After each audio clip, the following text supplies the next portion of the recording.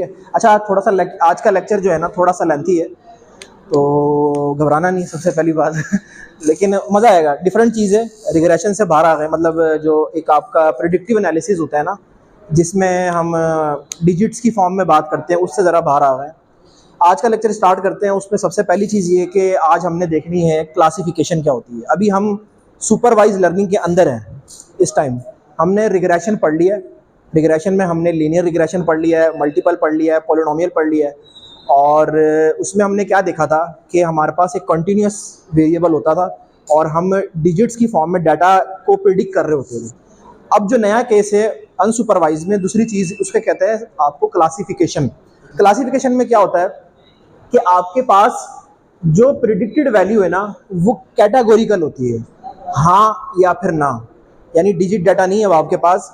मिसाल के तौर पे एक एग्जांपल लेते हैं कि कुछ लोग हैं, 22 साल का है कोई बंदा है, कोई 50 साल का है, कोई 40 साल का है, उसने लाइफ इंश्योरेंस ली है या नहीं ली। हम इसकी बात नहीं कर रहे कितनी ली है, कितनी लेंगे तो अगर फर्ज कर बात करते हैं कि इतने साल का बंदा इतनी लाइफ इंश्योरेंस ले रहा है या फिर लेगा आफ्टर दैट जो भी है, तो वो हो गया रिग्रेशन एनालिसिस। हमने यहाँ पे ये बात की है कि 22 साल का बंदा लाइफ इंश्योरेंस उसके पास है या नहीं है। अगर नहीं है तो 0 और अगर है तो 1। तो ये चीज़ें डिनोट करती हैं कैटेगरी, यानी क्लासिफिकेशन। लेबल डाटा है लेकिन क्लासीफाई हो रहा है, ठीक है। तो इसी तरह से बात कुछ कर रहे हैं कि अगर हम इसकी प्रॉपर डेफिनेशन देखें ना, तो in machine learning this technique is used when the variable is to be predicted is categorical, यानी कैटेगरी आपके पास आ जाती है, ठीक है। तो ये तो आपको क्लियर हो गया होगा कि क्लासिफिकेशन क्या चीज़ है। आपके पास ऐसा डाटा जिसकी प्रिडिक्शन की जा रही है हाँ या ना में, सिंपल, ठीक है। और उसके बाद अगर हम कहते हैं जैसे लीनियर रिग्रेशन की हमने बात की, तो क्या होता था, प्रिडिक्टेड वैल्यू जो है वो कंटिन्यूअस होती थी, ठीक है। इसमें क्या है, प्रिडिक्टेड वैल्यू क्या है, कैटेगोरिकल है, यानी उसकी कैटेगरी बनी हुई है। तो अगर इसकी मिसाल लें तो होम प्राइस या वेदर हो गया, स्टॉक प्राइस, या फिर हमने होम प्राइस का एक डाटा सेट देखा था, उसमें हम प्रिडिक्शन कर रहे थे। और अगर इसकी बात करें तो ईमेल आई है, स्पैम है, या किसी अननोन बंदे ने भेजी है या किसी रेलेवेंट बंदे ने भेजी है, उसकी कैटेगरी होगी और वो डिसाइड होकर ऑटोमेटिकली वहाँ चली जाएगी।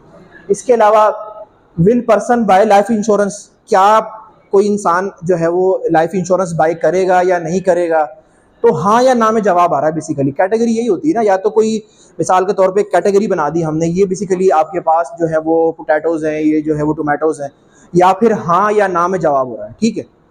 और उसके बाद किस पार्टी को वोट देना है आपने, 3 कैटेगरीज है, पीटीआई, पीएमएलएन या फिर पीपी, पंजाब पीपल्स जो है पीपल्स पार्टी जो होती है हमारी।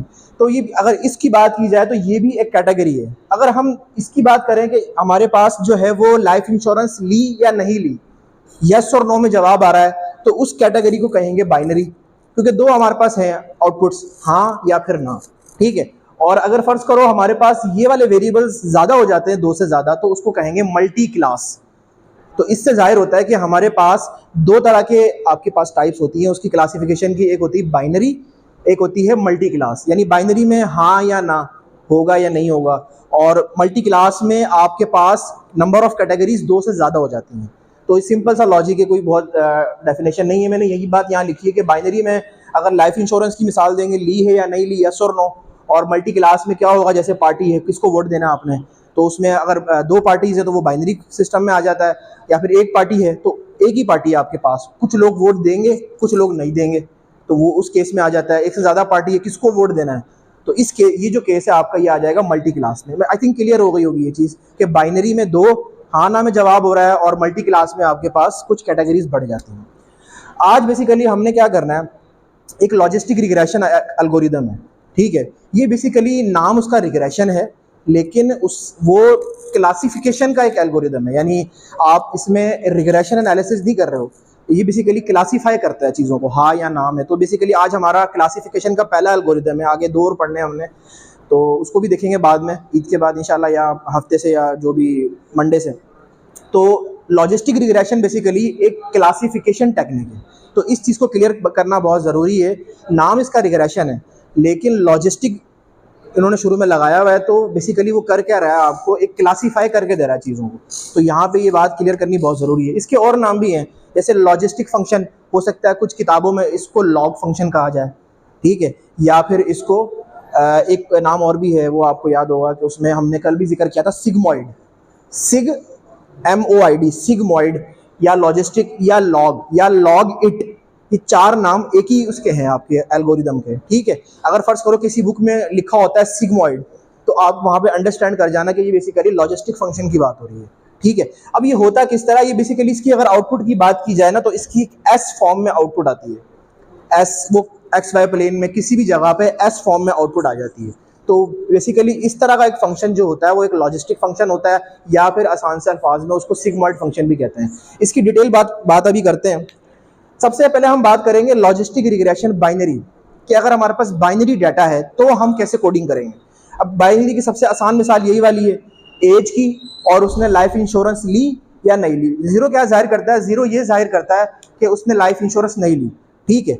और 1 क्या जाहिर करता है कि उसने लाइफ इंश्योरेंस ले ली है। अच्छा देखो, मैंने शुरू से आपको बताया कि हम जो एनालिसिस करते हैं ना, हमारे पास जो पाइथन है, पाइथन बेसिकली हमेशा डिजिट्स में डाटा चाहिए उसको, चाहे वो कैटेगोरिकल भी है। अगर फर्ज करो आपके पास कोई ऐसा डाटा है, जैसे आलू प्याज टमाटर की बात हम कर रहे हैं, तो आप उसको पहले न्यूमेरिक में कन्वर्ट करोगे कि 0 इज़ फॉर आलू, 1 इज़ फॉर टमाटर और 2 इज़ फॉर प्याज, ठीक है। तो इसी तरह से इन्होंने इसको इस तरह डिनोट किया है। अभी यहाँ पे वो यस और नो भी लिख सकते थे। अगर यहाँ पे यस और नो आएगा तो आप उसको पहले कन्वर्ट करोगे जीरोज और वंस में, कि 0 का मतलब नो है और वंस का मतलब यस है। लेकिन अभी आपको डाटा सिंपल फॉर्म में मिल रहा है, तो आप उसको इस तरह लेके चलोगे। अच्छा फर्ज करो इस डाटा को मैं स्कैटर प्लॉट करना चाहूँ, तो मेरे पास कुछ इस तरह का प्लॉट आता है कि जिन्होंने लाइफ इंश्योरेंस ली है वो 1 पे आ जाएंगे, और जिन्होंने नहीं ली है वो 0 पे आ जाएंगे।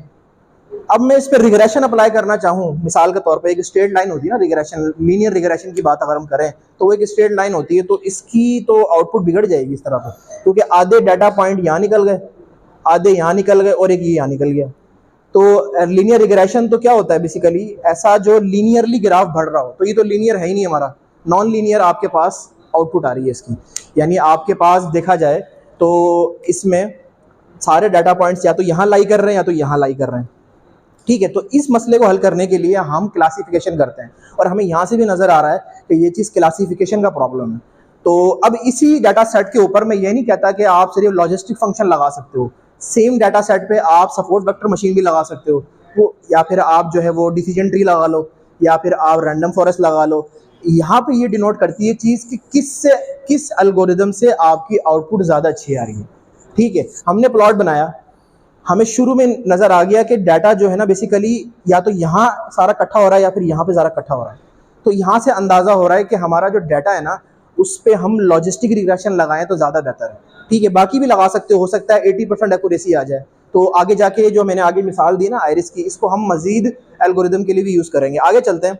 अब होता क्या है कि हमारे पास जो लीनियर रिग्रेशन की जो इक्वेशन होती है, यानी लीनियर लाइन की इक्वेशन जो होती है, वो होती है y = mx + b, ठीक है। ये तो हमने पढ़ा है काफ़ी डिटेल में।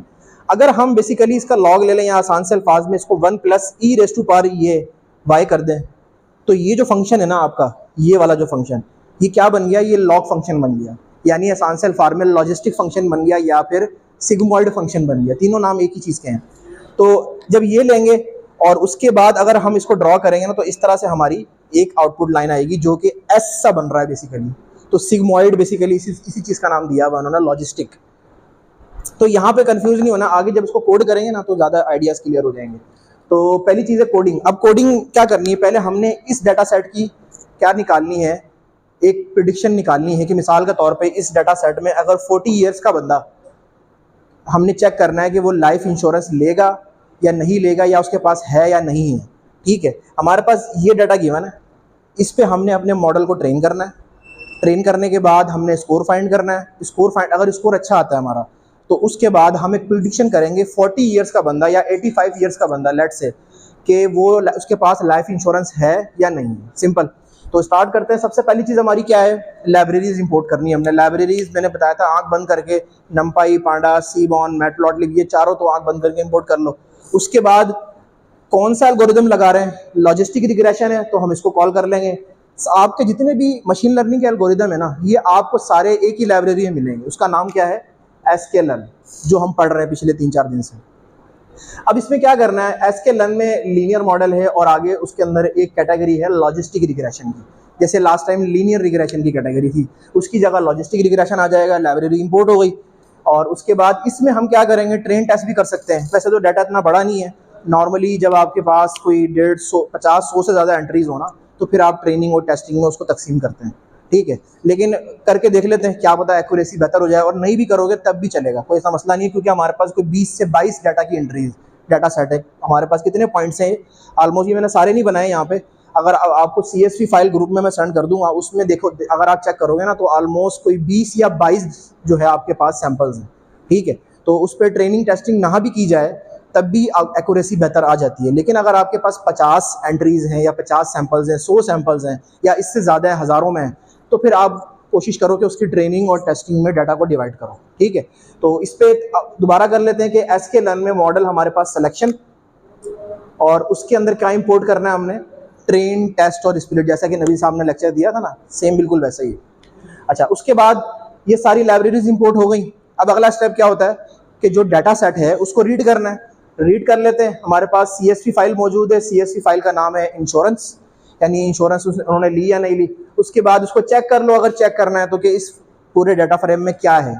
तो सिंपल इस तरह से आपके पास एज का कॉलम आ जाएगा और इंश्योरेंस ली या नहीं ली 0 1 की फॉर्म में एक कॉलम आ जाएगा। तो हमने ये भी देख लिया। अब X वेरिएबल और Y वेरिएबल डिक्लेयर करने। X क्या होते हैं, X फीचर होते हैं हमारे, और Y क्या होते हैं, वो हमारे लेबल्स होते हैं, ठीक है। तो या तो फीचर कह दो वेरिएबल, या फिर लेबल कह दो, या फिर सिंपल X और Y कह दो। ये क्या है, हमारा डाटा फ्रेम का सिर्फ एज वाला कॉलम, ठीक है। ये क्या है, डाटा फ्रेम का बॉट इंश्योरेंस वाला दूसरा कॉलम। तो इन दोनों कॉलम्स को अलग अलग कर दिया हमने, X और Y की फॉर्म में, या फिर फीचर और लेबल की फॉर्म में भी कर सकते हो आप, ठीक है।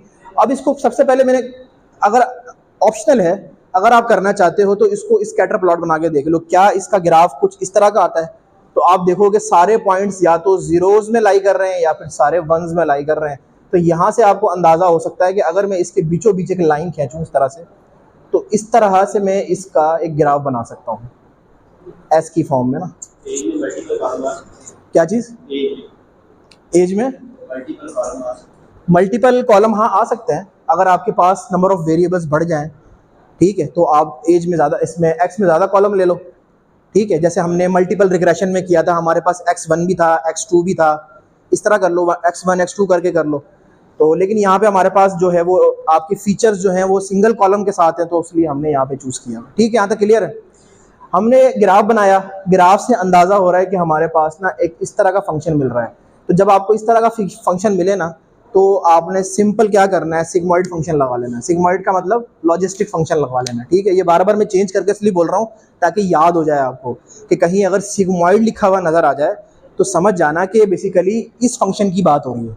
क्योंकि आगे जाके जब न्यूरल नेटवर्क पढ़ने ना हमने, तो मैं बार बार सिग्मॉइड करूँगा, लॉजिस्टिक नहीं करूँगा। लॉजिस्टिक में यहाँ बोल रहा हूँ, वहाँ जाके मैंने सिग्मॉइड कहना है, तो आपने वहीं से अंदाज़ा लगा लेना सर इस फंक्शन की बात कर रहा है, ठीक है। अच्छा, क्या चीज़, शॉर्ट नेम नहीं है, मल्टीपल नेम्स है।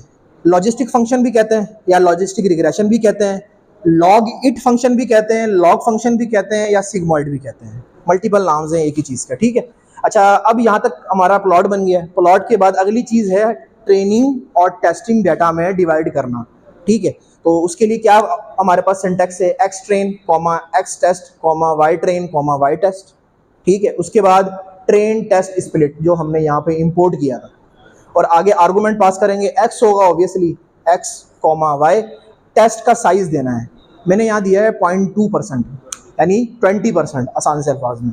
तो क्या करेगा, ट्रेनिंग डाटा 80% रखेगा, 20% टेस्टिंग डाटा रखेगा, ठीक है। अब क्या अगला स्टेप क्या है हमारा, कि अगर तो ऑप्शनल है ये भी कि अगर आपने चेक करना है कि उसने किस तरह डिवाइड किया डाटा को, तो उसकी लेंथ फाइंड कर लो कि मेरी एक्स ट्रेन की LEN लेंथ क्या है, एक्स टेस्ट की लेंथ क्या है, एक्स वाई ट्रेन की लेंथ क्या है, और वाई टेस्ट की लेंथ क्या है। तो वो आपको दे देगा कि टोटल पॉइंट्स हमारे पास कितने हैं।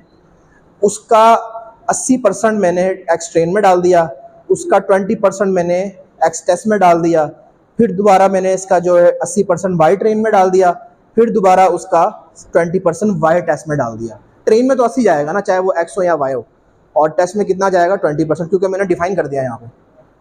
अच्छा, ये आर्गूमेंट अगर नहीं देना तो यहाँ पे क्लोज भी कर सकते हो।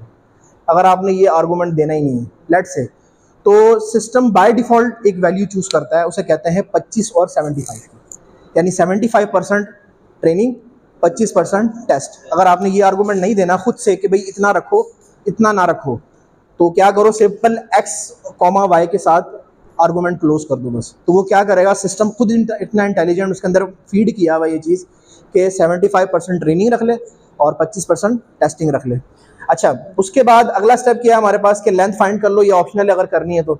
अब क्या करना है, मॉडल को कॉल करना है। मॉडल को कॉल किया, लॉजिस्टिक रिग्रेशन हम मॉडल बना रहे हैं यहाँ पे, तो जस्ट सिंपल मैंने क्या किया, उसको एक वेरिएबल दे दिया, मैंने कह दिया मॉडल 1 या खाली मॉडल भी कह सकते हो आप।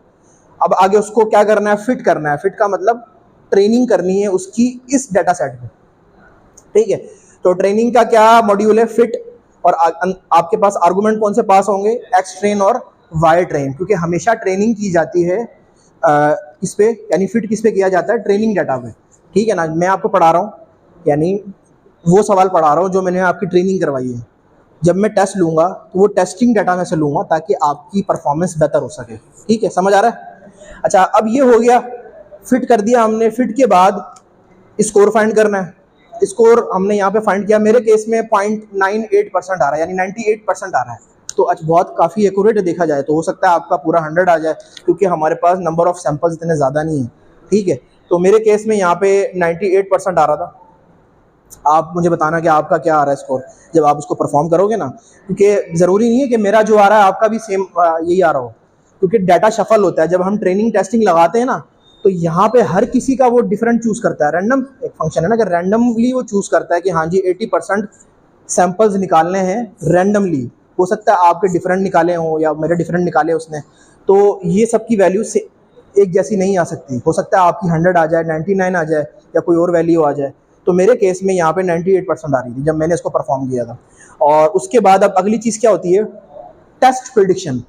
प्रिडिक्शन करनी है कि हमारा मॉडल सही बनाया कि नहीं। वैसे तो यहाँ से अंदाज़ा हमें हो गया है कि 98% एक्यूरेसी आ रही है, काफ़ी अच्छी एक्यूरेसी है। उसके बाद चेक किया जा सकता है, चेक हमेशा जो हमारा टेस्ट डाटा सेट होता है ना, उस पर चेक करते हैं हम।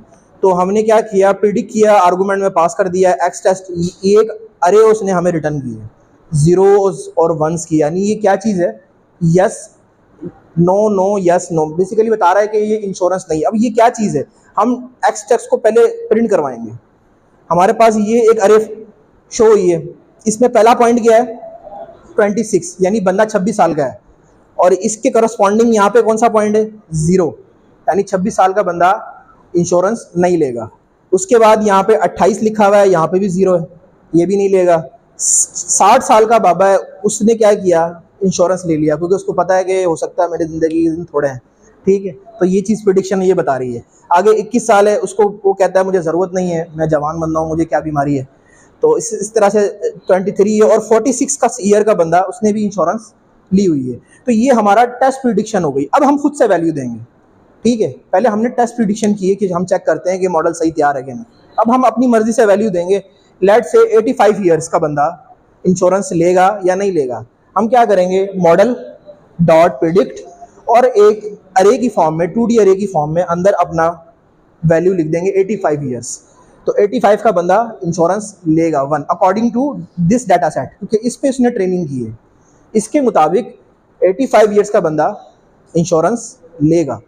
तो ये बेसिकली हमारा क्या है, एक ऐसा सिस्टम है जो कि बाइनरी क्लासिफिकेशन को डिनोट कर रहा है। हमने क्या किया, बाइनरी डाटा सेट लिया, उस पर हमने उसकी ट्रेनिंग की और टेस्टिंग की, उसके बाद हमने स्कोर फाइंड किया और एक रैंडम प्रेडिक्शन की। पहले टेस्ट प्रेडिक्शन की, फिर खुद से प्रेडिक्शन की, ठीक है। तो ये हमारे जितने भी बाइनरी क्लासिफिकेशन होती है वो इसी तरह से सॉल्व होगी आपकी। क्लियर है यहाँ तक। अब एक एग्जाम्पल नंबर 2 है मल्टी क्लास।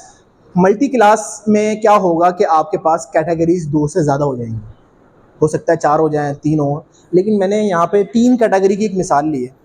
उसको देखते हैं। सबसे पहले उसके बारे में पढ़ते हैं कि मल्टी क्लास क्या है। Create a model that can classify the different species of iris flower. Iris flower किसी ने देखा है, फूल एक, शायद किसी ने देखा हो, थोड़ा सा पर्पल कलर का होता है, ठीक है, देखा है आपने आयरिस फ्लावर। चलो छोड़ो, मैंने आपको ना ग्रुप में मैं फाइल सेंड करूँगा PDF, उसमें उसकी पिक्चर्स मौजूद हैं काफ़ी सारी, तो वहाँ से आप अंदाज़ा लगा सकते हो। वैसे मैंने बनाने की कोशिश तो की है, लेकिन एग्जैक्टली ऐसा तो नहीं होता। एक फूल है बेसिकली, ठीक है। तो इस फूल की ना 3 स्पीशीज़ हैं, इस दुनिया में। ये असली में, ये कोई मतलब मैंने ऐसे नहीं बना दिया, ये असली में इस दुनिया में पाया जाता है। इसकी 3 स्पीशीज़ हैं और इस फूल का नाम है आयरिस, ठीक है। ये पर्पल कलर का होता है और इसकी 3 स्पीशीज़ के नाम हैं सेतोसा, वर्सी कलर और तीसरी का नाम है वर्जिनिका। जैसे हम मछली होती है ना, मछली की मुख्तलिफ अक़साम मौजूद है कि ये डॉल्फिन है, ये शार्क है, इसी तरह से इस फूल के 3 स्पीशीज़ इस दुनिया में पाई जाती है, रियल में पाई जाती है मतलब। तो एक का नाम है सेतोसा, दूसरे का है वर्सी कलर और तीसरे का है वर्जिनिका। ये याद हो जाएगा, ये आगे जब हमने प्रैक्टिस करनी है ना बार बार, तो ये नाम याद हो जाएंगे। अभी जो पहली स्पीशी है उसका क्या नाम है, सेतोसा, ठीक है। दूसरी का है वर्सी कलर और तीसरी का है वर्जिनिका। ये पता कैसे चलता है कि ये फ्लावर इस स्पीशी का है या इसका है या इसका है? तो कोई बंदा था जॉर्ज नाम का ना, उसने 1920 में, सन 1920 में इस फूल के ऊपर कुछ एनालिसिस किए थे, ठीक है। और उसने क्या किया था, मुख्तलिफ फूल लेके उसकी जो ये पेटल होता है, पेटल क्या होता है, पंखुड़ी जो होती है, उसकी जो एक पत्ती होती है, बेसिकली एक फूल होता है ना, फूल के नीचे एक पत्ती लगी होती है या पंखुड़ी कह लो उसको लेके उसकी लेंथ और विड्थ को फाइंड किया। मेजरिंग टेप से किया होगा या किसी और चीज़ से किया होगा, स्केल से किया होगा। और जो उसका सेपल होता है यानी ऊपर वाला हिस्सा जो फूल होता है बेसिकली, उसकी लेंथ और विड्थ फाइंड की। तो उसके पास ना कुछ मुख्तलिफ रिजल्ट सामने आए। तो उसने क्या किया, जब काफ़ी सारे फूल को चेक किया ना, तो चेक करने के बाद उसको ना उसने ये डिस्कवर किया कि कुछ फूल जो हैं वो इस स्पीशी के हैं, कुछ फूल इस स्पीशी के हैं और कुछ इसके हैं। और ये नाम भी उसने खुद ही दिए थे, मतलब ये पहले से नहीं थे, उसने जस्ट इसको डिस्कवर किया था और इसकी स्पीशीज़ जो है ना उसने फाइंड की थी कि हर फूल ना एक जैसा नहीं है, दिखने में एक जैसा लगता है ये फूल, कि अगर आपको कोई नज़र आए ना, ये आयरिस का जो फ्लावर है ये दिखने में एक जैसा ही लगता है, लेकिन इसकी 3 स्पीशीज़ होती हैं, वो फाइंड होती हैं इसकी सेपल और पेटल की विड्थ और लेंथ से, ठीक है। तो बाद में क्या किया, इस डाटा को पब्लिश कर दिया गया रिसर्च पेपर के ज़रिए। आज हम इस डाटा का इस्तेमाल अपनी प्रैक्टिस के लिए कर रहे होते हैं मशीन लर्निंग में। तो डाटा क्या है हमारे पास, 3 स्पीशीज़ है, यानी ये क्या हो गए, 3 कैटेगरी हो गई और 150 सैंपल्स हैं। यानी इस डाटा में टोटल नंबर ऑफ रोज कितनी है, 150। और 3 लेबल हैं। लेबल कौन कौन से हैं, ये तीनों इसकी स्पीशीज़। 4 फीचर हैं इसके। फीचर कौन कौन से, सेपल की लेंथ, ये सेपल है, इसकी लेंथ, सेपल की विड्थ यानी इसकी विड्थ, पेटल की लेंथ, ये पेटल है, और इस पेटल की विड्थ। पेटल मतलब उसकी जो पंखुड़ी होती है और सेपल बेसिकली जो है उसका फ्लावर, ठीक है। तो यहाँ तक क्लियर हुआ कि आयरिस क्या है ये। अच्छा, उसके बाद हम क्या करेंगे, इसी डाटा से, अब ये जो डाटा सेट है ना, ये जब पब्लिश हुआ ना, तो इन्होंने इस डाटा सेट को इसी लाइब्रेरी के अंदर रख दिया, sklearn में। अब हमें इसकी CSV फाइल की ज़रूरत नहीं है, नेट पे अलग से भी मिल जाएगी आपको। अगर आप नेट पे गूगल पे जाके लिखोगे ना कि iris.csv, तो आपको पहली वेबसाइट पे ही इसकी फ़ाइल मिल जाएगी CSV की फॉर्म में, ठीक है। उसमें क्या होगा, उसमें 4 कॉलम होंगे, petal length, petal width, sepal length, sepal width, और आखिरी कॉलम होगा स्पीशी का कि ये सेतोसा है, वर्सी कलर है या वर्जिनिका है, ठीक है। तो 150 उसमें रोज़ होंगे और 5 कॉलम्स होंगे, ठीक है। ये फाइल मिल सकती है, लेकिन हमें CSV की ज़रूरत नहीं है। हम क्या करेंगे, डायरेक्ट इस डाटा सेट को इस लाइब्रेरी के अंदर से इंपोर्ट करेंगे, जैसा कि हमने सीबॉर्न में किया था। सीबॉर्न के अंदर भी कुछ डाटा सेट थे, याद होगा थोड़ा। तो इसी डाटा सेट के अंदर ये, इसी लाइब्रेरी के अंदर ये डाटा सेट मौजूद है पहले से। हमने कुछ भी नहीं करना है, जस्ट कॉल करना है इसको। समझ आया ये? कोडिंग स्टार्ट करते हैं। कोडिंग के लिए सारी लाइब्रेरीज आपने वही इंपोर्ट करनी है, नमपाई, पांडास, मैटप्लॉटलिब। उसके बाद सीबॉर्न भी कर लो यहाँ पे, क्योंकि हमने आगे जाके काम करना है बेसिकली। और अब क्या है, from sklearn dot data sets import load iris. इसके इस डाटा सेट में से आयरिस का जो डाटा सेट है वो लोड कर दे, तो वो लोड कर देगा, सिंपल। उसके बाद ये तो सेम है, ये जो लॉजिस्टिक रिग्रेशन जो हमने पीछे किया है अभी, ये सेम है, और ये वाला भी सेम है, टेस्ट, ट्रेन और स्प्लिट। क्योंकि अब तो 150 रोज हो गई हैं, तो हमने क्या करना है, इसको ट्रेनिंग और टेस्टिंग के अमल से गुजारना है। यहाँ तक क्लियर है? लाइब्रेरीज इंपोर्ट हो गई हैं। एक और लाइब्रेरी है from sklearn matrix. Last time याद होगा हमने मैट्रिक्स की लाइब्रेरी यूज़ की थी और सर नवीन ने भी काफ़ी जिक्र किया था उस पर हम R2 स्क्वायर फाइंड कर रहे थे, मीन स्क्वायर एरर फाइंड कर रहे थे, मीन एब्सोल्यूट एरर फाइंड कर रहे थे। लेकिन इस दफ़ा हम क्या करेंगे, इस मैट्रिक्स की लाइब्रेरी में से एक चीज़ है कन्फ्यूजन मैट्रिक्स, ठीक है, इसको भी इंपोर्ट कर लेते हैं। ये मैं आगे जाके समझाता हूँ ये क्या होता है, ठीक है। इसको इंपोर्ट कर लिया हमने। अब क्या करना है, इसके बाद पहला स्टेप क्या होता है, डाटा को लोड करना है। डाटा को लोड तो हम ऑलरेडी कर चुके हैं, अब जस्ट उसको एक वेरिएबल देना है। हमने क्या किया, आयरिस का एक वेरिएबल खुद से दिया, उसके बाद लोड अंडरस्कोर आयरिस। जब लोड अंडरस्कोर आयरिस हो गया तो हमने क्या करना है, सिंपल उसको प्रिंट करवा देना है कि dir आयरिस। dir मतलब होता है डायरेक्टरी, कि आयरिस के अंदर क्या क्या फंक्शंस हैं, क्या फीचर्स हैं, पहले हमें दिखा दे।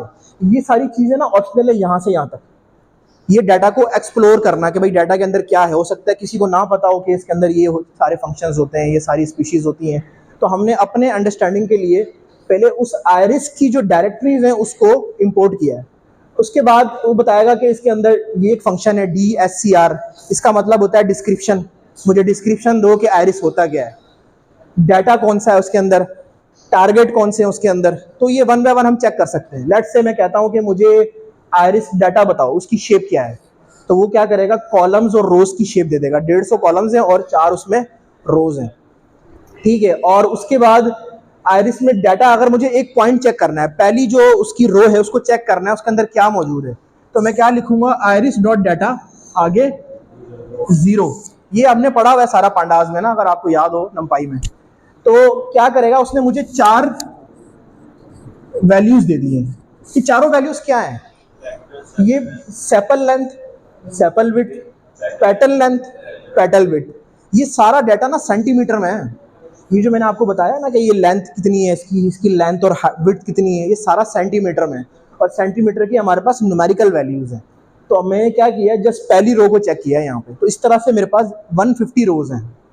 अब आगे मैंने क्या करना है, मुझे बताओ मेरे पास टारगेट्स कौन से हैं। इसके अंदर टारगेट का एक फंक्शन है, तो वो टारगेट में क्या करेगा, 0 0 0, 50 मुझे 0 की एंट्रीज देगा, 50 मुझे 1 की एंट्रीज देगा और 50 एंट्रीज मुझे 2 की देगा। अब ये क्या चीज़ है, अब ये बेसिकली सुनो, मैंने क्या कहा है, 150 एंट्रीज हैं टोटल। कितनी है, 150।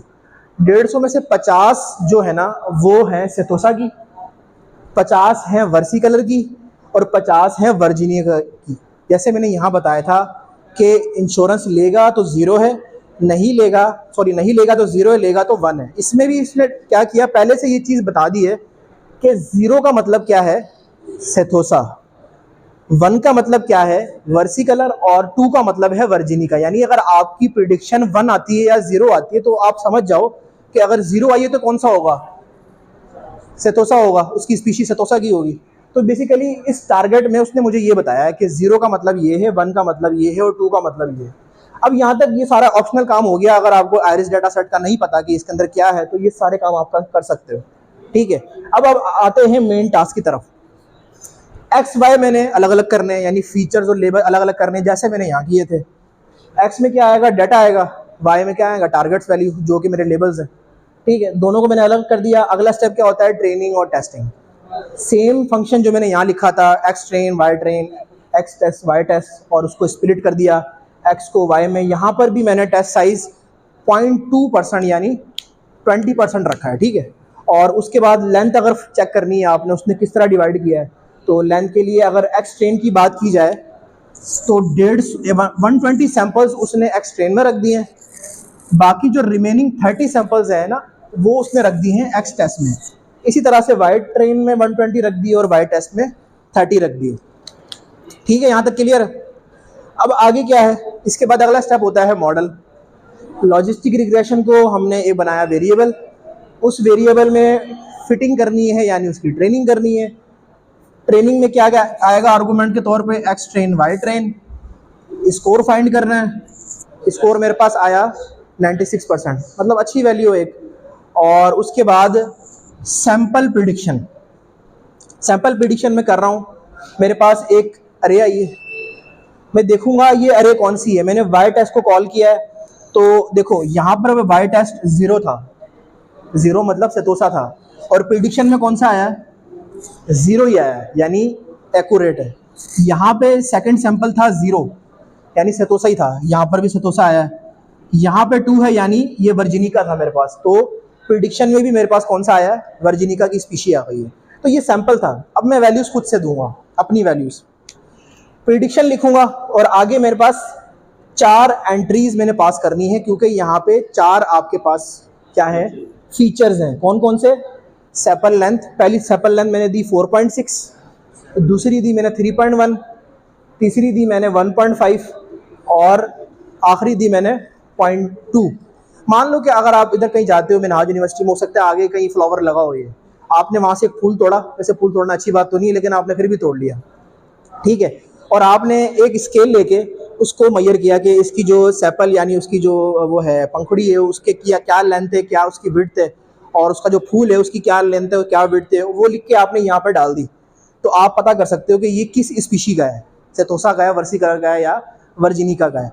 तो इस तरह से मैंने 2 अलग अलग के साथ चेक किए। इसके साथ मैंने चेक किया तो 0 आया, इस वैल्यूज के साथ चेक किया तो मेरा 1 आया, यानी वर्सिकलर आया, और इस वैल्यूज के साथ मैंने चेक किया तो मेरा वर्जिनिका आया।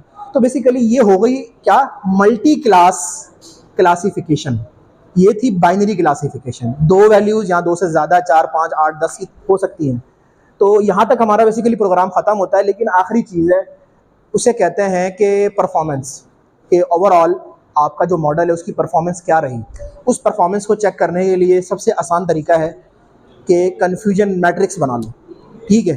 तो उसको बनाने के लिए लाइब्रेरी यहाँ पे हमने कॉल की थी कि इंपोर्ट sklearn मैट्रिक्स में से क्या कर ले, कन्फ्यूजन मैट्रिक्स को कॉल कर लिया। अब करना क्या है, पहले डेफिनेशन देख लो इसकी, कि मशीन लर्निंग में ना, to measure the performance of the classification model, regression model की बात नहीं हो रही यहाँ पे, classification model we use confusion matrix. हम किसी भी मॉडल की परफॉर्मेंस चेक करने के लिए क्लासिफिकेशन में कन्फ्यूजन मैट्रिक्स इस्तेमाल करते हैं, ठीक है। अब इस्तेमाल करने के लिए सबसे पहले हमने क्या करना है, जो हमारे एक्स टेस्ट है ना, उसको प्रिडिक्ट करके फाइनल हम इसमें स्प्रेड्स में डाल देंगे। ये काम हमने पहले किया हुआ है, ठीक है। यहाँ पे बस या तो यहीं पे ही इसको कोई वेरिएबल दे दो, m दे दो, y दे दो। मैंने यहाँ पे क्या किया, y प्रेड्स दे दिया उसको, ठीक है।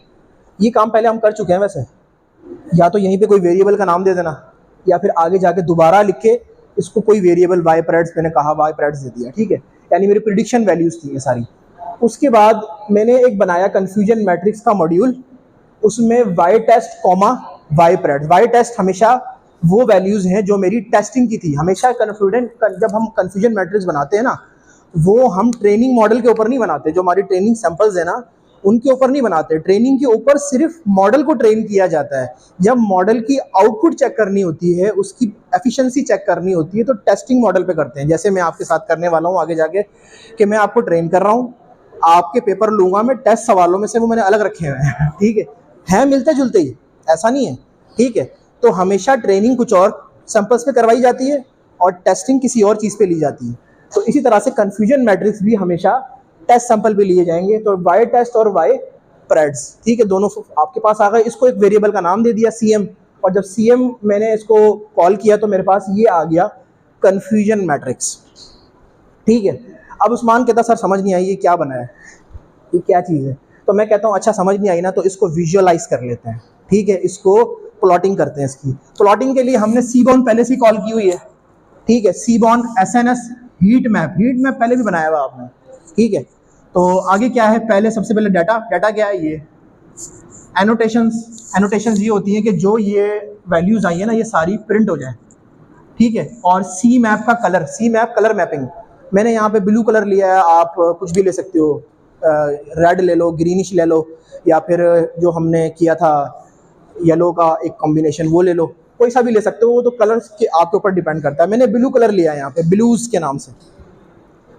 और उसके बाद उसका जो एक्स लेबल है ये वाला, उसको मैंने कह दिया वाई प्रिडिक्टेड, ठीक है।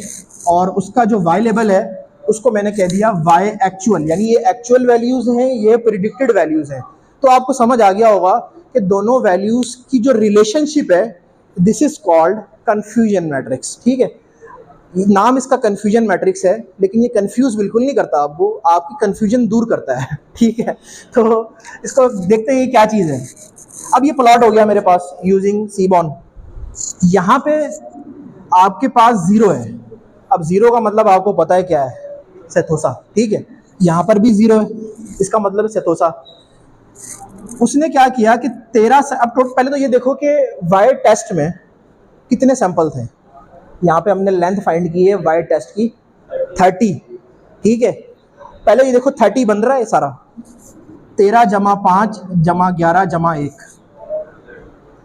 30 बन रहा है। इसका मतलब है गलती कोई नहीं हमारी, ठीक है। अब हम इसको रीड कैसे करते हैं। यहाँ पे 0 का मतलब है सेतोसा, यहाँ पर भी 0 का मतलब है सेतोसा। उसने 13 बार जो प्रिडिक्शन की है ना सेतोसा के टोटल 13 पॉइंट्स थे और 13 बार ही उसने करेक्ट प्रिडिक्शन की है। यानी एक्चुअल वैल्यू भी सेतोसा की थी और 13 बार जो प्रिडिक्शन की है उसकी वैल्यू प्रिडिक्शन में भी सेतोसा आई है। यानी एक बार भी उसने गलत प्रिडिक्ट नहीं किया, यानी 1 में नहीं आया, 2 में नहीं आया, इसलिए 2 और 1 0 हैं। सेतोसा के टोटल 13 सैंपल्स थे आपके पास और 13 के 13 जो है ना प्रिडिक्शन के टाइम करेक्ट प्रिडिक्ट किए हैं मॉडल ने।